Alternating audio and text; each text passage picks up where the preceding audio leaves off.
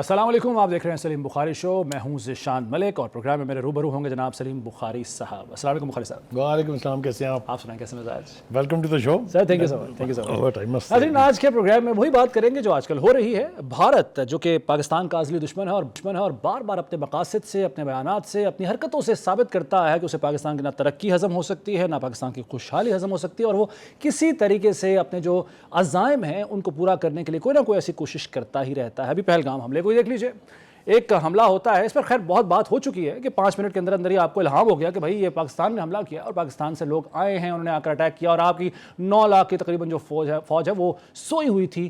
یہ تو خیر ایک الگ بحث ہے. اب ہو یہ رہا ہے کہ تمام تر جو کوششیں ہیں بھارت کی وہ ناکام ہو رہی ہیں. پاکستان کو تنہا کرنے کی جو اس نے کوشش کی اس میں بھی کامیاب نہیں ہو سکا. الٹا تمام جو ممالک ہیں پاکستان کے دوست ممالک وہ پاکستان کا ساتھ دے رہے ہیں ہر لحاظ سے، اخلاقی طور پر بھی اور دیگر ذرائع سے بھی.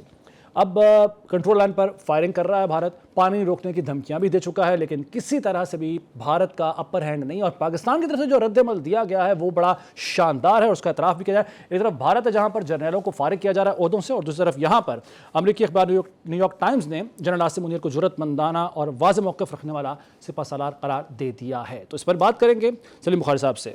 بخاری صاحب، جو سب سے پہلے تو یہ ہے کہ جو کوشش بھارت نے کی پاکستان کو تنہا کرنے کی، الزام تراشی کی، جس طریقے سے پروپیگنڈا مہم چلائی، میڈیا ان کا ویسے ہی دیوانہ ہوا ہے، ہذیانی کیفیت میں ہے. ہر رات کو پاکستان کو فتح کر کے وہ سوتے ہیں، پاکستان پہ حملہ کر کے وہ سوتے ہیں، صبح اٹھ کے وہیں سے ان کا وہ سفر شروع ہو جاتا ہے.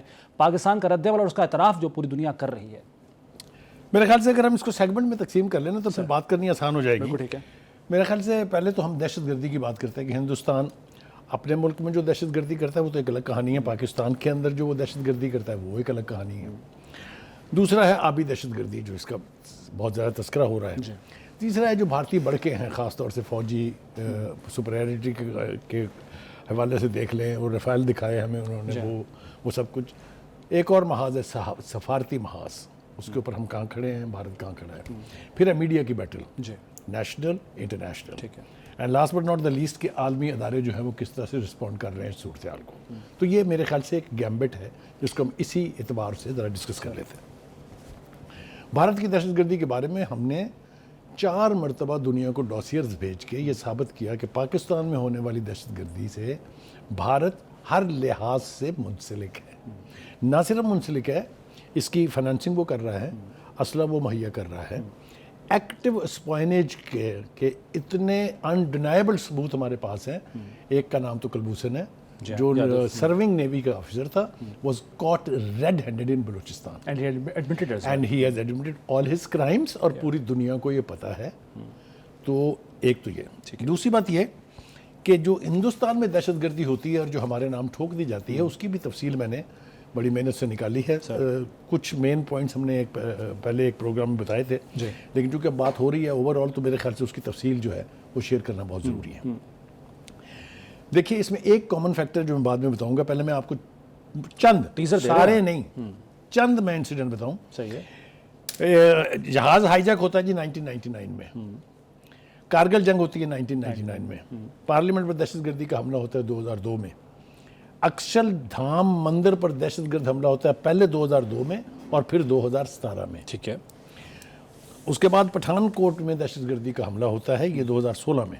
ٹھیک ہے. اڑی میں دہشت گردی کا حملہ ہوتا ہے 2016 میں، اور پلوامہ کا دہشت گرد حملہ ہوتا ہے 2019 میں، اور اب پہلگام کا جو دہشت گرد حملہ ہے یہ 2025 میں. یہ 9 میں نے بڑے دہشت گردی کے واقعات آپ کو بتائے ہیں. ایک کامن فیکٹر یہ ہے کہ یہ سارے انسیڈنٹس ہوئے ہیں بی جے پی کی گورنمنٹ تھی. 1999 میں بھی اور 2025 میں بھی یہ جتنے واقعات ہیں.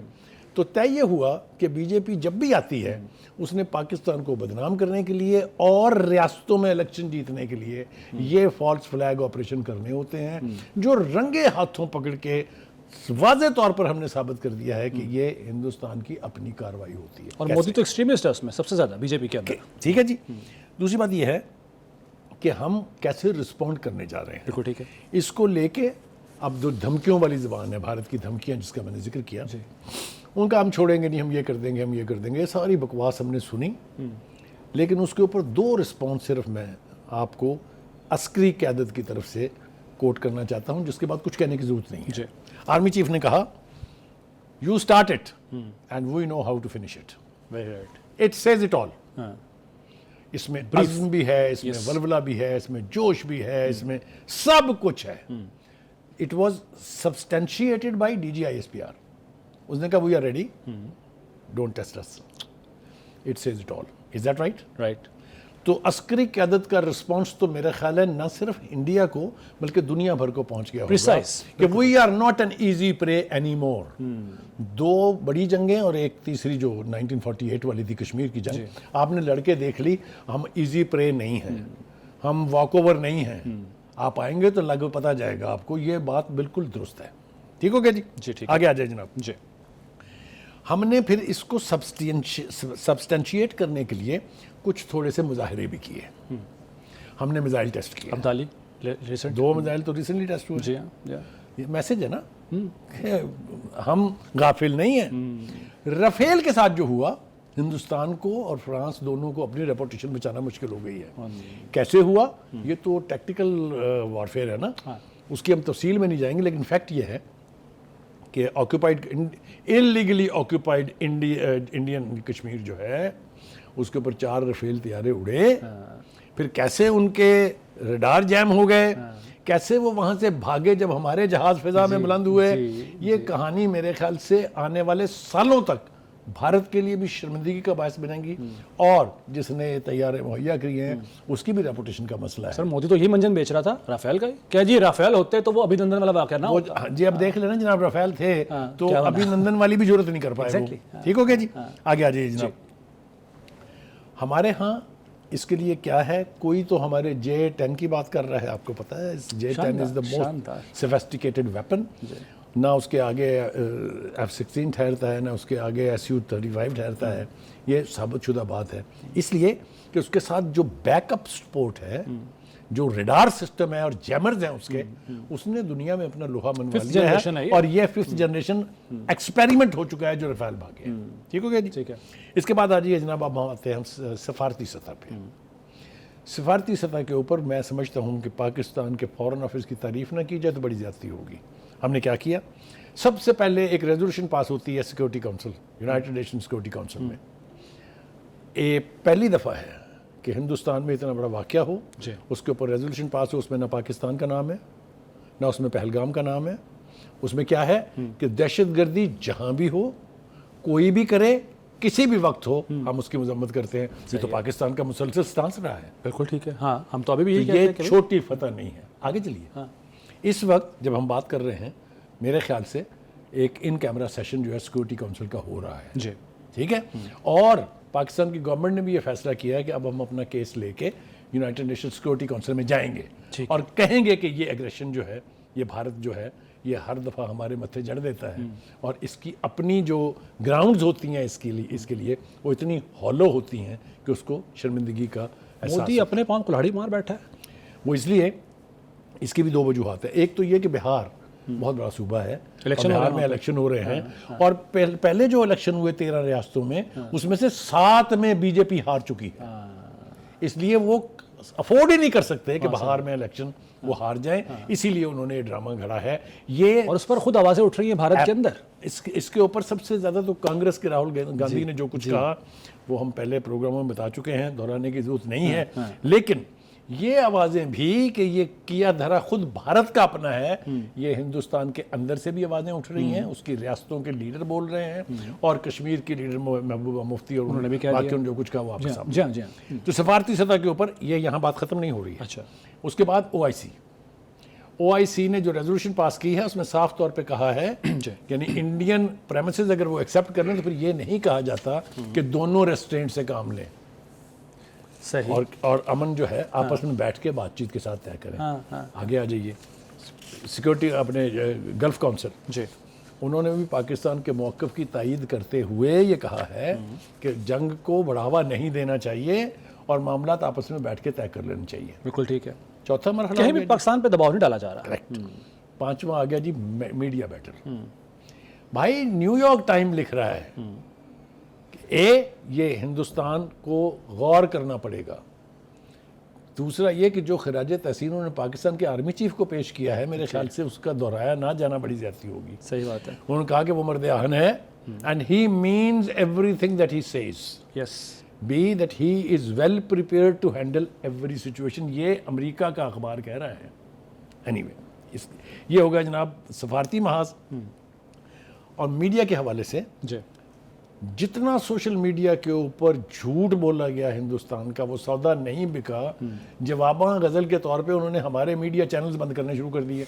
ये तो शिकस्त का एतराफ़ है ना जी. ये एतराफ़ शिकस्त है, यानी एतराफ़ शर्मिंदगी का इजहार है. उसके बाद आप देखिए हमारे मीडिया ने क्या किया है. रिस्पॉन्सिबल जर्नलिज्म है. ट्रू. जो कहा है उसको सब्सटेंशिएट किया है. तो इस महाज के ऊपर भी उनको बहुत बुरी तरह से शिकस्त हुई मार है. पड़ी. कुछ मज़ीद टॉपिक्स हैं जिन पर बात करनी है प्रोग्राम में, तो हाजिर होते हैं एक ब्रेक के बाद.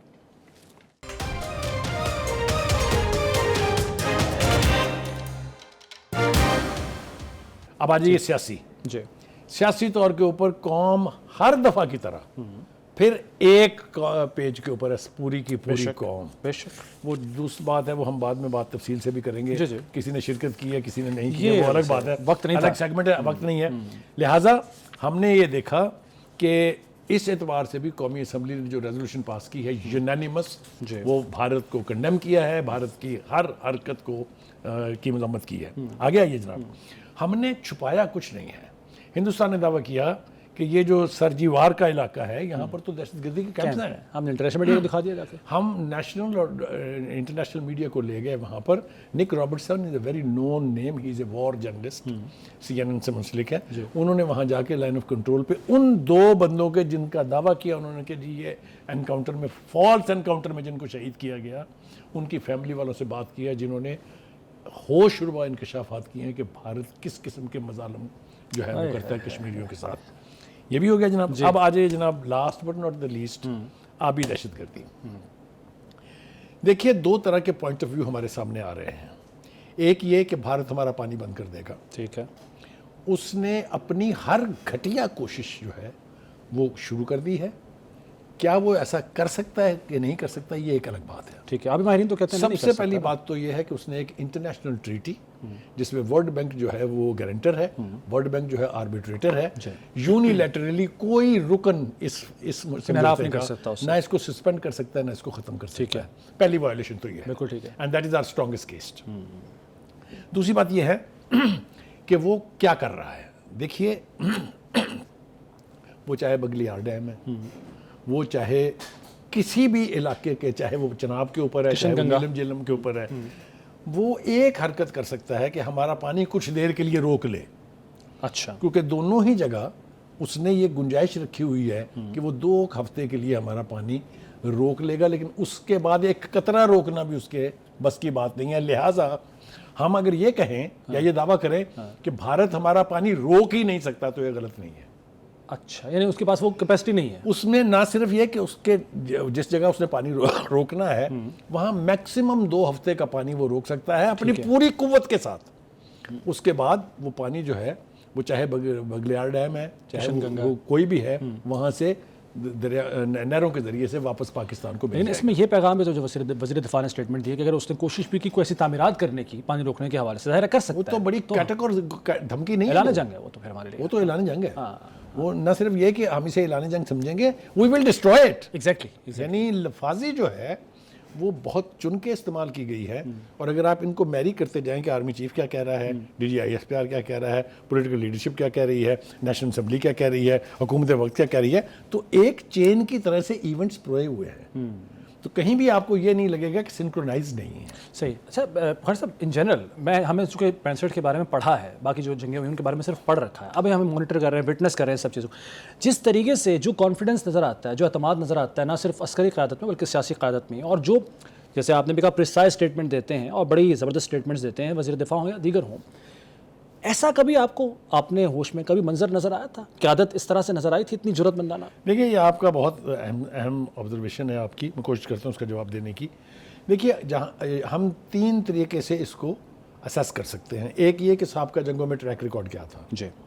ट्रैक रिकॉर्ड ये था कि हमसे 10 गुना बड़ा दुश्मन, 10 गुना बड़ी फौज, वेल इक्विप्ड, इसके बावजूद हमारा कोई बाल बीका नहीं कर सकी. ईस्ट पाकिस्तान का fall is not the credit of Indian army. That is because of वहाँ domestically जो कुछ भी था, अब वो वक्त नहीं है उसके ऊपर बहस वो एक करने अलग का। स्टोरी वो है, एक अलग कहानी है बिल्कुल। ऐसा है। बट 1971 हमें कहा गया कि जी ये वॉकओवर है वेस्ट पाकिस्तान, तो क्यों नहीं हुआ फिर? इंदिरा गांधी को लोगों ने प्रेशराइज किया, ये आरएसएस जो है, ये जो मोदी की वहाँ के इंतहा पसंद गुंडे हैं, जी। उन्होंने प्रेशराइज किया इंडिया को, ये कहा कि इट्स ए वॉकओवर। बट उसके जो मिलिट्री एडवाइजर्स थे, डोंट ट्राई इट। एक दूसरी बात 1965 आपने खूब कहा, 90 बंदों ने पूरा एक ब्रिगेड जिसमें 35,000 से ज्यादा लोग होते हैं उसको लाहौर के ऊपर रोका था। ये मिसाल दुनिया में कायम है। Shaukat Bloch was the major who was leading that. ये हो गया जमीनी, और जो एमएम आलम ने किया था फिजा में, तो हिस्ट्री है, एक मिनट के अंदर 5 जहाज ज़मीन बोस हो गए। तो कहने का मतलब ये है कि ये बाजू मेरे आजमाए हुए हैं, हमें उनकी कैपेसिटी का पता है। अभिनंदन के साथ क्या हुआ, वो भी तो मोस्ट सोफिस्टिकेटेड जहाज लेके उड़े थे ना, तो फिर चाय पी के चले गए, डूब मरना चाहिए उनको।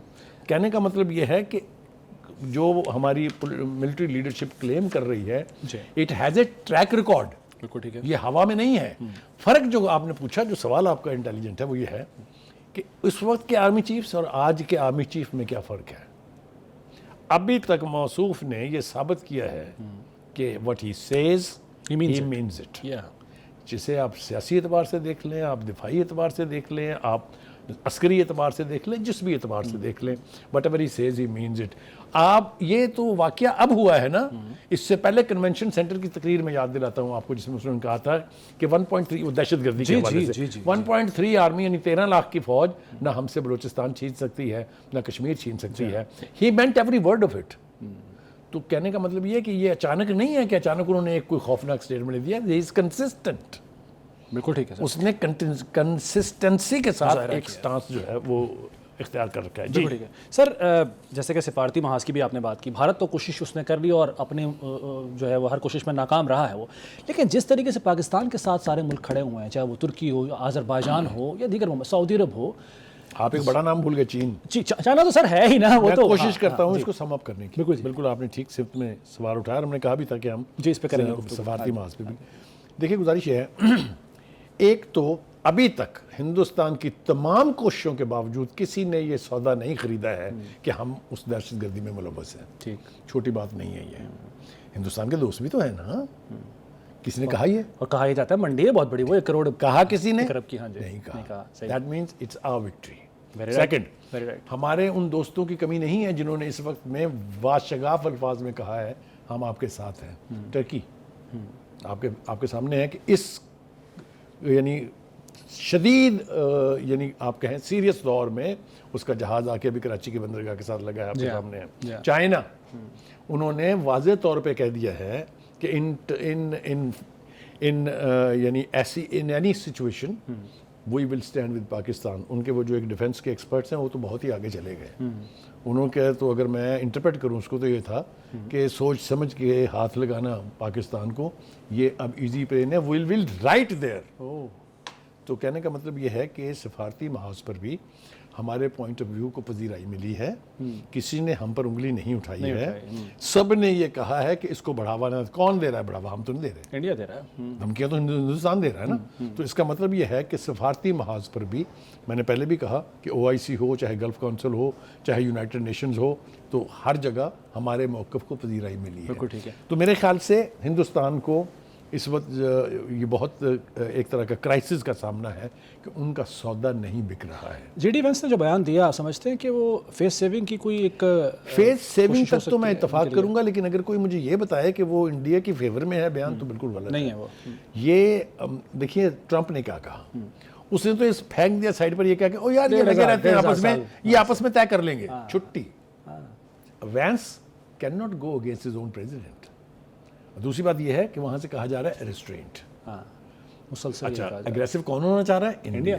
सो ये एडवाइस किसके लिए है? इंडिया के लिए। There you are. सो मैं बड़े फ़ख्र से ये कह सकता हूँ कि हमारी डिप्लोमेटिक एलीट जो है, ख़ास तौर से फॉरेन ऑफिस, उसके जो अदारे हैं, जो ख़ास तौर से हमारे परमानेंट रिप्रेजेंटेटिव हैं वहाँ न्यूयॉर्क में सिक्योरिटी काउंसिल में, अदरवाइज़ हम मेंबर भी हैं सिक्योरिटी काउंसिल के, आपको मालूम है, रोटेशन के हवाले से। तो अल्लाह का शुक्र है कि पाकिस्तान एज ए कौम, पाकिस्तान एज ए मुल्क, and Pakistan as an ideology is in safe waters. बिल्कुल ठीक है सर, बड़ी इंपॉर्टेंट बात आपने की है। नाज़रीन, इंडिया की जितनी मर्जी कोशिश हो यहाँ पर दरअंदाजी करता है या पाकिस्तान को तनहा करने की कोशिश है, तमाम तर अभी तक महाज पे वो नाकाम ही रहा और इंशाल्लाह आगे भी नाकाम ही होगा। कुछ मज़ीद टॉपिक्स हैं जिन पर बात करनी है प्रोग्राम में, तो हाजिर होते हैं एक ब्रेक के बाद।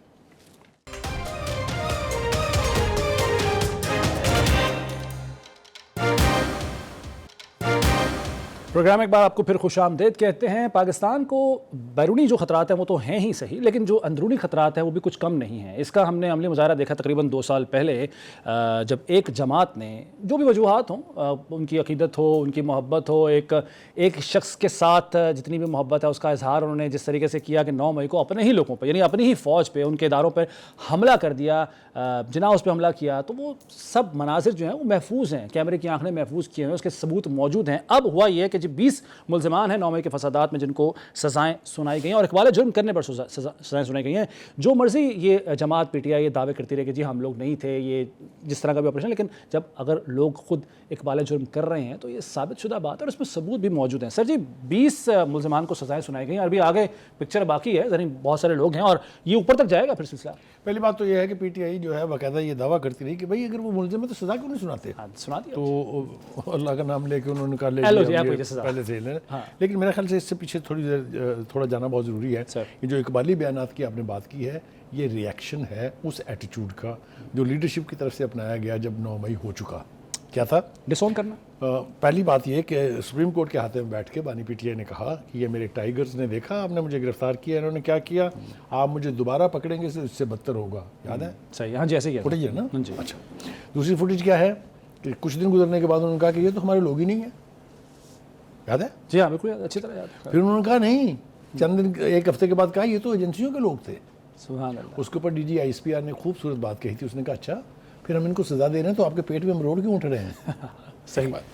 कहने का मतलब ये है कि जो 9 मई को हुआ वो कंटेम्प्रेरी हिस्ट्री में कहीं नहीं हुआ। Give me one example. यानी जो मिलिट्री म्यूटनीज होती हैं उसमें भी ये कुछ नहीं होता जो उस दिन हुआ। क्या हुआ उस दिन? ये मैं जल्दी वक्त बहुत कम है। अटॉर्नी जनरल ने कहा कि 9 मई को दिन 3 बजे से शाम 7 बजे तक 4 घंटों में 39 फौजी तनसीबात पर हमले हुए। 23 फौजी तनसीबात पर पंजाब में, 8 केपीके में, सिंध में 1 फौजी तनसीब पर हमला हुआ। 9 मई का पूरा वाक़या मुनज़्ज़म तैयारी के साथ किया गया। यानी आप मुझे ये बताइए, ये कभी हो सकता है कि 40 मिलिट्री इस्टेब्लिशमेंट्स के ऊपर अटैक हो 4 घंटे की ड्यूरेशन के अंदर और आप ये कहें कि जनाब ये प्लान नहीं है? पॉसिबल नहीं। पहली बात। दूसरी बात ये, एक ये कहा गया अच्छा ये हमारे लोग थे तो आपने गोली क्यों नहीं चलाई? याद है? हाँ, वो चाहते यही थे गोली चले, ये उनको लाशें चाहिए थी, उसे बेचना चाहते। बहुत कमाल के रेस्टोरेंट का मुजाहरा किया उस वक्त के कोर कमांडर ने और मिलिट्री की लीडरशिप ने, मगर उनको भी इसके लिए माफ़ नहीं किया गया।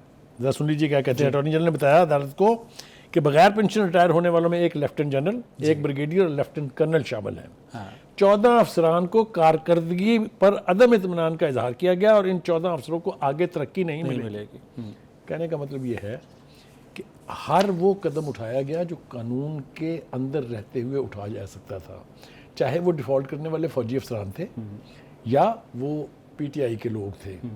उनकी गिरफ्तारियां कैसे जस्टिफाई होती हैं ये मैं जल्दी से अगर आप कहें। मुल्ज़िमान ने दौरान ट्रायल दफ़ा 164 के तहत इकबाली बयानात जो है वो कलमबंद करवाए। मुल्ज़िमान 2 साल से ज़मानतों पर थे। मुल्ज़िमान ने अदालत से इंसदा की कि हम गरीब लोग हैं, हम पर से ये मलबा जो है कम कर दें, आपकी मेहरबानी होगी। नरमी की दरख्वास्त की उन्होंने। पीटीआई क़यादत ने 2 साल में कोई माली या कानूनी मुआवनत नहीं दी। अपने किए पर पछतावा है, मजदूर लोग हैं, मजीद माली बोझ बर्दाश्त नहीं कर सकते। एक कसम पुरसी की हालत है उन वर्कर्स की जिनको उकसा के। अब एक बात और कही जाती है कि हम तो एहतजाज करने गए थे। आप तकरीर उठाइए एजाज चौधरी की, आप तकरीर उठाइए अपने डॉक्टर यास्मीन राशिद की, आप तकरीर उठाइए जनाब जो मुल्तान के जो मखदूम ज़ैन की बात करें नहीं, शाहमद कुरैशी साहब की, आप तकरीर उठाइए यास्मीन राशिद की। अब जिसकी मर्जी, जब प्रोवोकिंग निकलें बाहर اور پہنچے جہاں جہاں. آڈیوز بھی تو سامنے آئی نا, آپ کو پتا ہے آڈیوز اینڈ ویڈیوز دونوں ہیں. ایگزیکٹلی. اس لیے یہ کہنا کہ کوئی زیادتی ہو گئی ہے ان کے ساتھ, یہ میرے خیال سے کرینے زیادتی انہوں نے خود کیا نا, جو اپنے ساتھ کی ہے, اور اچھی بات نہیں ہے. اچھا جی, اب ایک اور ڈیولپمنٹ ہو رہی ہے. وہ کیا؟ آج ایک فیصلہ محفوظ ہو گیا فوجی عدالتوں میں. That is also a very very serious development, I tell you. مطلب فال کیسز ہے یہ؟ اگر یہ فیصلہ پازیٹیولی اس حق میں ہوتا ہے کہ ملٹری ٹرائل ہوگا, چونکہ جو نظیریں دی گئی ہیں, جو مثالیں دی گئی ہیں, جو آرگومنٹ ہے اٹارنی جنرل کا, that is very forceful argument. جو اندر بیٹھا ہے اس کو تو نیندیں حرام ہو جائیں گی پھر. ایبسولوٹلی پریشانی ہوگی. کئی طریقے سے پریشانی ہے. پریشانی جنرل فیض حمید کے کورٹ مارشل کا فیصلہ آنے کی بھی ہے. ٹھیک ہے, وہ کیا کریں گے, کیا اس کے پاس آپشنز ہیں. سارے اگر involved وہ تھے آپ, بنتے ہیں جیسا کہ کہا جا رہا ہے, تو صورتحال اور زیادہ گھمبیر ہو جاتی ہے. اور اس چیز کا ادراک ہے ان کو, اور اس چیز کا ادراک ہے ان کو. اسی لیے یہ جو اسٹیبلشمنٹ کے ساتھ اوپننگ کی باتیں ہو رہی تھیں, بات کریں جا کے اسٹیبلشمنٹ کے ساتھ. جو اندر سے نکل رہا ہے وہ کہہ رہا ہے اسٹیبلشمنٹ کے لیے مجھے مینڈیٹ دے دیا ہے. جب انہوں نے گھاس نہیں ڈالی تو پھر کہا میں نے تو کسی کو مینڈیٹ ہی نہیں دیا تھا.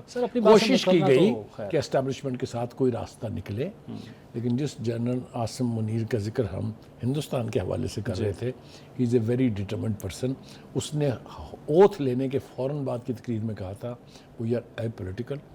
سیاسی بات جس نے کرنی ہو یا پارلیمنٹ میں کرے اور یا حکومت سے کرے, وہ آج تک اس کے اوپر قائم ہے. تو پھر آپشنز تو ان کے پاس کوئی نہیں رہے گی نا. اور یہ جو کوشش کرتے رہے ہیں اتحاد بنانے کی اپوزیشن کا, اب وہ مولانا فضل الرحمان صاحب نے بھی ان کو ٹاٹا بائی بائی کر دیا ہے. دیکھیے, وہ ایک تو مولانا فضل الرحمان بھی بینک کر رہے تھے. ان کا خیال یہ تھا کہ مولانا فضل الرحمان کا ورکر چونکہ ہارڈ کور ورکر ہے, وار ہارڈن میں کہتا ہوں ان کو استعمال کر کے ہم اپنے آبجیکٹیو اچیو کر لیں گے. مولانا کیونکہ ان کی خوشفہمی دور ہو چکی ہے اسٹریٹ پاور کے حوالے سے. ایبسولوٹلی, اس لیے کہ مولانا فضل الرحمان کے انکار کے بعد ان میں اب کیپیسٹی اس لیے نہیں ہے کہ 4 کالز کے اوپر کوئی نہیں نکلا. بالکل ٹھیک ہے. مجھے بتائیے, جو عید کے بعد اڈیالہ کے باہر پروٹیسٹ ہونا تھا, کوئی آیا؟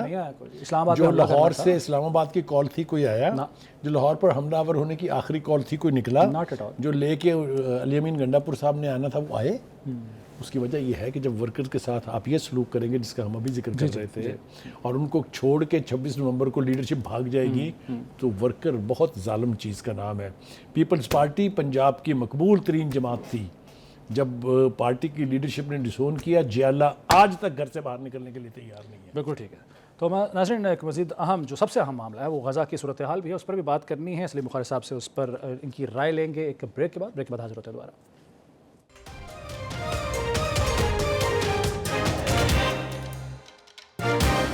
ایک بار پھر خوش آمدید کہتے ہیں آپ کو سلیم بخاری شو میں. اب بات کرتے ہیں کچھ غزہ اور خاص طور پر اسرائیلی جارحیت کے حوالے سے. اسرائیل غزہ پر تو حملے کر ہی رہا ہے اور وہاں کے لوگوں کو شہید کر رہا ہے, مسلسل وہاں کے حقوق سلب کیے ہوئے ہے. اس کے ساتھ ساتھ ایران پر بھی وہ حملوں کی پہلے بارہا دھمکی دے چکا ہے. اب وہ جو حوثیوں نے حملہ کیا ہے اس پر رد عمل میں ایران پر حملہ کرنے کا ایک چتاونی دے دی ہے, دھمکی دے دی ہے. نتن یاہو نے کہا کہ اپنی مرضی کی جگہ اور وقت پر جواب دیں گے. دوسری طرف امریکہ کے ساتھ مذاکرات چل رہے ہیں, اس میں بھی کوئی خاطر خواہ اب تک نتائج سامنے نہیں آ رہے ہیں, اور ایران یہ کہتا ہے کہ امریکی فوجی اڈے ہمارے نشانے پر ہیں, حملہ کیا تو بھرپور جواب دیں گے, اور مذاکرات جو ہے وہ کمزور موقع کے ساتھ نہیں کر رہے ہیں.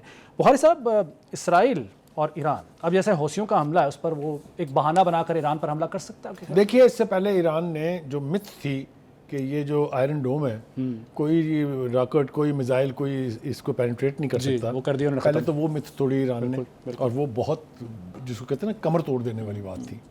اور اب یہ جو حوثیز ہیں نا, جن کو ایسا کچھ چھوٹا سا پیش کر رہے ہیں, اس نے وہ جو راستہ ہے سمندری راستہ, اس کے اوپر دنیا کی 5 سپر پاورز کی موومنٹ کو اپنی مرضی کے ماتحت کر لیا ہے. وہاں پر وہاں سے جو ایئر کرافٹ کیریئر ہے امریکہ کا, اس کو موو ہونا پڑا وہاں سے. یعنی وہ جو تجارتی روٹ ہے اس کے اوپر مکمل گرفت تھی حوثیوں کی. ایک بات. دوسری بات یہ کہ اب انہوں نے ایک اور مت توڑی ہے. بین گورین ایئرپورٹ جو ہے, جو ملٹری ایئرپورٹ ہے, سویلین ایئرپورٹ بھی ہے, اس کے بارے میں لوگ کہتے تھے کہ it is the safest in the world. وہ عین اس کے احاطے میں گرے ہیں بم, نقصان بھی ہوا ہے, زخمی بھی ہوئے ہیں لوگ. یہ مت بھی ٹوٹ گئی ہے. اس کے اوپر ریئیکٹ کرتے ہوئے جو بات آپ نے کہی کہ انہوں نے ایران کو دھمکی دی ہے, ایران اگر اتنا ایزی پرے ہوتا تو اب تک تو اسرائیل ہڑپ کر گیا ہوتا اس کو. جب ایران نے جوابی حملہ کیا تھا اور دھمکی دی اسرائیل نے کہ ہم حملہ کیا کیوں نہیں. بالکل ٹھیک ہے. تو کہنے کا مطلب یہ ہے کہ ایران کو یہ سمجھنا کہ یہ حلوہ ہم کھا جائیں گے, ایسا نہیں ہے. ادھر سے پھر امریکہ کے ذریعے دباؤ ڈلوایا جا رہا ہے. دیکھیں, وہ امریکہ تو اسرائیل کے لیے کچھ بھی کرے گا. لیکن کیا اس کا اثر قبول کرے گا ایران؟ آپ دیکھیے مذاکرات میں اب تک ایران نے اپنے موقف سے ایک رتی ایک آدھا ملی میٹر نہیں ہلا ہے. نہیں صحیح ہے. ان کا نیوکلیر ویپنز نہیں چھوڑیں گے, نیوکلیر پروگرام رول بیک نہیں کریں گے, میزائل سسٹم نہیں چھوڑیں گے, بات برابری پر ہوگی, ورنہ تھینک یو ویری مچ. یہی ہے نا, بالکل ٹھیک ہے, صحیح ہے. 3 راؤنڈ ہو چکے ہیں, چوتھے کی تیاری ہے. لگ یہ رہا ہے کہ کوئی نہ کوئی انڈرسٹینڈنگ ہو جائے گی, کیونکہ Iran is very determined on its position. امریکہ کو یہ پتہ ہے کہ اگر یہ نہ کیا تو ایک اور نیوکلیر پاور کے لیے تیاری کرنی پڑے گی ان کو, لہٰذا گیو ان کرے گا امریکہ بھی یہاں پر, جو اسرائیل کے لیے موت سے کم نہیں ہوگا, یہ یاد رکھیں. ایک اور شکست ہوگی ان کے لیے. ٹھیک ہے سر. سر اب جو غزہ میں جس طریقے سے مزاحمت سے بڑھ کر جس طریقے سے مقابلہ کیا جا رہا ہے, ابھی ایک اور دھماکہ ہوا ہے سرنگ میں, وہاں پہ 2 اسرائیلی فوجی بھی ہلاک ہو گئے ہیں, تو جس طرح سے یہ وہ علاقہ جو قبرستان میں کنورٹ کر چکا ہے اسرائیل, وہاں پر ریزسٹنس کا یہ حال ہے. یہ amazing. I think this is an alarming situation and بالکل ٹھیک ہے سر. Netanyahu must talk sense now. Right sir, وقت ختم ہو گیا ہے. سلیم بخاری صاحب بہت شکریہ آپ کا. ناظرین, پروگرام سلیم بخاری شو سے اجازت دیجیے. اللہ حافظ.